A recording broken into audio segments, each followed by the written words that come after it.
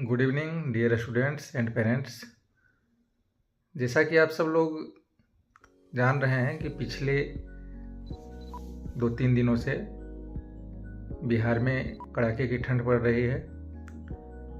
हम लोगों के विद्यालय में सरकारी आदेशानुसार छुट्टी कर दिया गया है। विंटर लीव का कोई ड्यूरेशन स्पष्ट नहीं होता है। अभी 3 दिनों की छुट्टी की गई है, फिर 2 दिन और बढ़ा दी जाती है। कई बार इसे धीरे धीरे 15-20 दिनों तक भी बढ़ाया जाता है। तो डियर स्टूडेंट्स, कृपया मेरी बातों को बहुत ध्यान से सुनिए और मैं आपको इस पीरियड में कैसे पढ़ाई करना है क्लास 1 से लेकर के क्लास 8 तक के स्टूडेंट्स को, उसके लिए मैं कुछ इंस्ट्रक्शन दे रहा हूँ। कृपया उस इंस्ट्रक्शन को आप बहुत अच्छी तरह फॉलो कीजिएगा। फर्स्ट ऑफ ऑल तो आपको ये ध्यान देना है कि अभी से आपके फाइनल एग्जामिनेशन में कितने दिन बचे हुए हैं। जनवरी और फरवरी के बाद मार्च के फर्स्ट वीक या सेकेंड वीक में बहुत सारे विद्यालय में एग्जामिनेशंस लिए जाते हैं। यही अवस्था मेरे विद्यालय का भी रहेगा। और अभी तक बहुत सारी क्लासेस का 100% सिलेबस कंप्लीट हो चुका है। कुछ क्लासेस के कुछ सब्जेक्ट्स का 90% हो चुका है। तो अब विद्यार्थियों को ये ध्यान देना है कि लगभग सारे सब्जेक्ट्स में से 6 to 7 चैप्टर्स पर सब्जेक्ट्स से क्वेश्चंस पूछे जाते हैं फाइनल एग्जामिनेशंस में।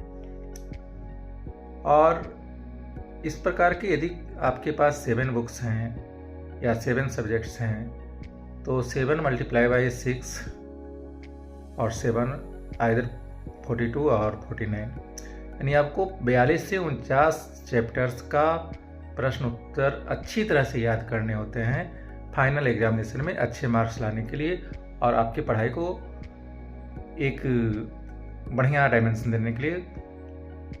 तो आपके पास अभी समय कितने बचे? समय आपके पास है मात्र 2 महीना अच्छी तरह, यानी अबाउट 60 डेज। और इस अबाउट 60 डेज में आपके पास 40 to 50 चैप्टर्स हैं जिसे आपको कंप्लीट करना है, चाहे वो मैथ का हो, इंग्लिश का हो, आईटी का हो यानी कंप्यूटर का हो, या साइंस का हो, एसएसटी का हो।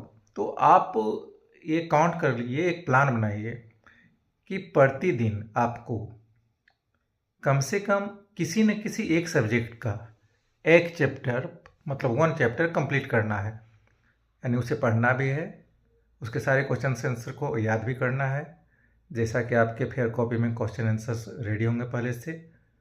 और उसे याद करके फिर से हमें लिखना है और चेक करना है कि जो मैंने याद किया अच्छी तरह याद होगा या उसमें कुछ अभी फ्लॉज यानी एरर्स बचे हुए हैं जिसे हमें फिर से ठीक करना है और फिर से उसकी पढ़ाई करनी है।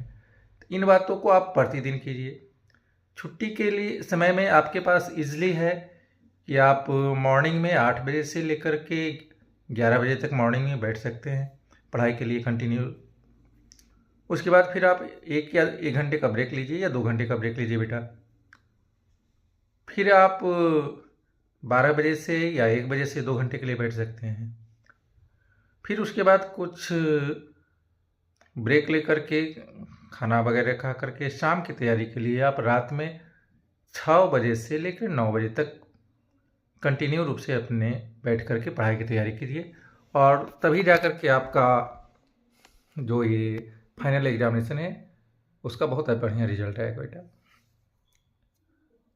और टेंशन फ्री आप ये फाइनली जहाँ पे आप बैठते हो, यदि आपके पास स्थान है सामने की दीवार पे या मार्कर पेन से या स्केच पेन से एक पेपर पे आप प्रतिदिन उस चैप्टर का नाम और कुछ क्वेश्चंस जो मेजर क्वेश्चंस है उस क्वेश्चंस को लिख करके मोटे अक्षरों में दीवार पे चिपका दीजिए, स्टिक कर दीजिए। और उस दिन आप जितने समय, चूँकि विद्यालय में अभी छुट्टी ही रहेगा, हो सकता है कि 1 सप्ताह रहे और ज़्यादा रहे, तो उस अवस्था में आप जैसे ही सामने बैठोगे वो क्वेश्चन आपको मोटे अक्षर से लिखे दिखाई देंगे। आपके माइंड में वो रोटेट करते रहेंगे और आप हमेशा उस क्वेश्चंस के बारे में ही सोचोगे। तो इस प्रकार हमेशा प्रतिदिन के लिए जब तक छुट्टी है एक रूटीन बना लीजिए। उसके बावजूद भी यदि आपको कहीं कोई समस्या आ रही है, याद करने में कोई क्वेश्चन में प्रॉब्लम्स हैं, कोई मैथ नहीं बन रहे हैं, तो आप जो हमारे स्कूल का जो एक ग्रुप है पेरेंट्स ग्रुप, उसमें आप उस क्वेश्चन को डाल सकते हो, या शाम 7 बजे के बाद कभी भी डायरेक्ट कॉल करके हमसे बात कर सकते हो, या दिन में भी आप 10 बजे से 3 बजे के बाद कभी भी कॉल कर सकते हैं, 10 बजे से 3 बजे के बीच में किसी भी बातों के लिए बेटा। और उसे ग्रांटेड मैं आपके क्वेश्चंस को भी और आपके जो सिचुएशंस हैं जिसके कारण आपको पढ़ाई में दिक्कत हो रही है उसे भी मैं ठीक करने के लिए कुछ टिप्स दूंगा और आप सही करते रहोगे।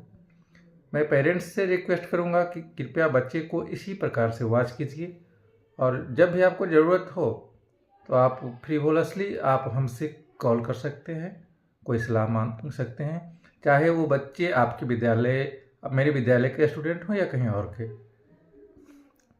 इन्हीं शब्दों के साथ गुड नाइट, थैंक यू।